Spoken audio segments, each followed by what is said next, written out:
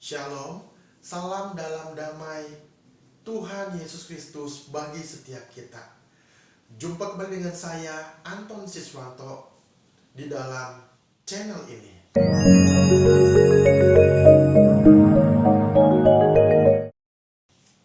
Hari ini saya akan membahas tentang donor darah.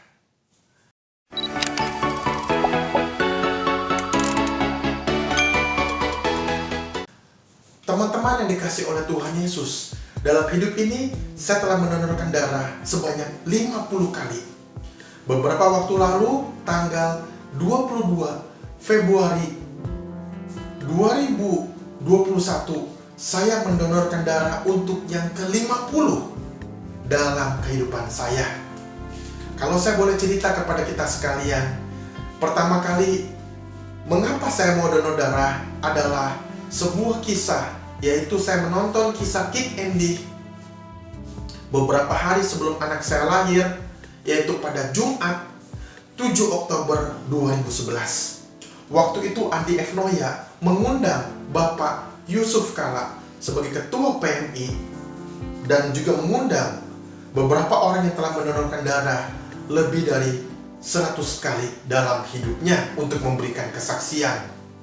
Awalnya saya merasa ragu dan saya tidak pernah mendonorkan darah satu kali pun dari saya lahir sampai saya usia 27 tahun. Tepat setelah beberapa hari saya nonton film Kick Andy yang memberi saya semangat untuk donor darah, yaitu tanggal 12 Oktober 2011, anak saya pertama, Kaiden Christopher Siswanto, lahir. Dan datanglah paman dari istri saya mengunjungi kami untuk memberi selamat atas kelahiran anak pertama kami. Paman dari istri saya bernama Bapak Wijaya Handoko.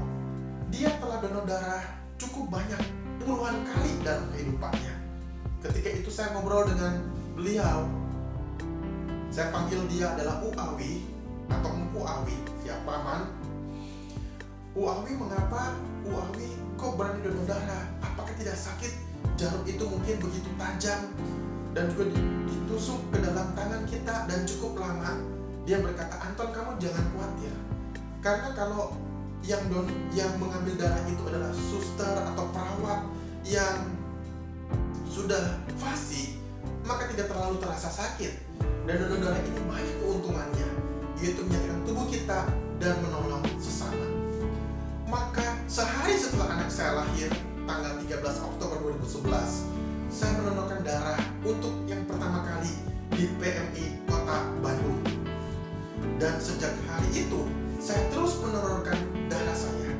Awalnya donor darah hanya 3 bulan sekali, tetapi setelah ada penelitian lebih lanjut, ternyata 2,5 bulan pun darah sudah diproduksi kembali. Maka saya mendonorkan darah 2,5 bulan sekali. Dan setelah itu saya mendapatkan informasi dari PMI bahwa ada penelitian yang terupdate bahwa kita boleh donor darah 2 bulan sekali. Maka saya mulai mendonorkan darah 2 bulan sekali. Sampai hari ini anak pertama saya, Kaiden, berusia 9 tahun, saya telah mendonorkan darah sebanyak 50 kali. Kalau supaya donor darah kita mendonorkan 350 mili, maka saya sudah mendonorkan 17.500 mili atau 17,5 liter darah dalam seumur hidup saya. Teman-teman yang dikasih oleh Tuhan Yesus, manusia dewasa normalnya punya 4-5 liter darah dalam tubuh. Kok bisa ya? Saya hanya punya 4-5 liter darah, tapi saya sudah menyumbangkan 17,5 liter darah dalam hidup saya.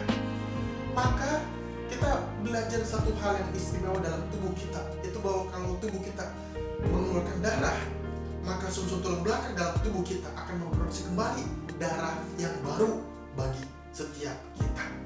Itu adalah keajaiban yang Tuhan berikan kepada manusia. Maka saya mau menceritakan hal ini kepada setiap kita, bahwa donor darah memiliki manfaat atau banyak manfaat dalam kehidupan kita. Yang pertama adalah mengurangi penyakit jantung.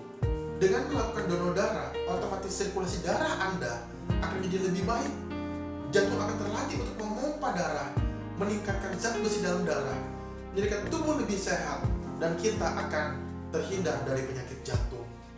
Yang kedua adalah membakar kalori. Mendonorkan darah sebanyak 450 mili, maka Anda akan kehilangan sekitar 650 kalori dalam tubuh Anda. Itu membuat Anda lebih sehat. Yang ketiga, mengurangi resiko kanker. Dengan donor darah, Anda dapat menurunkan resiko terkena kanker, termasuk kanker hati, kanker paru-paru, kanker usus besar, kanker perut, dan kanker tenggorokan. Yang keempat adalah meningkatkan produksi darah kita. Waktu kita mendonorkan darah kita, itu merangsang produksi sel-sel darah baru, membuat darah yang baru membantu tubuh tetap sehat dan kita bekerja lebih efisien. Yang kelima, pikiran lebih stabil. Apakah Anda tahu bahwa mendonorkan darah secara rutin dapat membuat pikiran Anda tetap stabil? Inilah faktanya. Dengan mendonorkan darah, maka itu dapat membuat Anda merasa lebih bahagia dan damai. Bahagia karena dapat menolong sesama dan damai dengan tubuh sendiri yang juga meningkatkan kesehatan secara psikologis.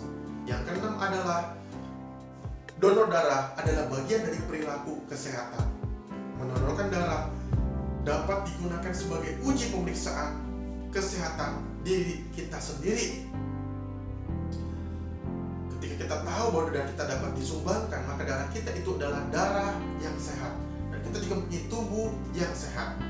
Yang ketujuh, mendonorkan darah membuat kita ke depan menjadi lansia yang sehat. Banyak orang tua yang memiliki kesehatan yang cukup baik dan prima di usia lanjut karena dia sering mendonorkan darah dia waktu dia masih muda. Yang kedelapan terakhir adalah donor darah membantu menurunkan kolesterol.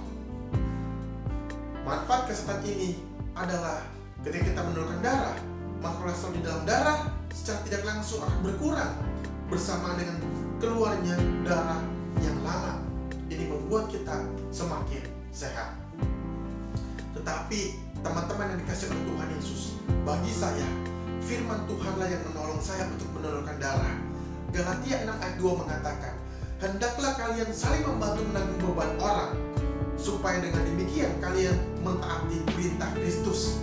Itu ada di dalam terjemahan bahasa Indonesia sehari-hari. Dalam terjemahan barunya adalah, bertolong-tolonganlah menanggung bebanmu, demikianlah kamu memenuhi hukum Kristus. Dengan kata lain, waktu kita mendonorkan darah, maka kita sedang menolong orang lain, membantu orang yang sedang kesusahan yang membutuhkan darah. Itu adalah perintah Tuhan dalam kehidupan kita.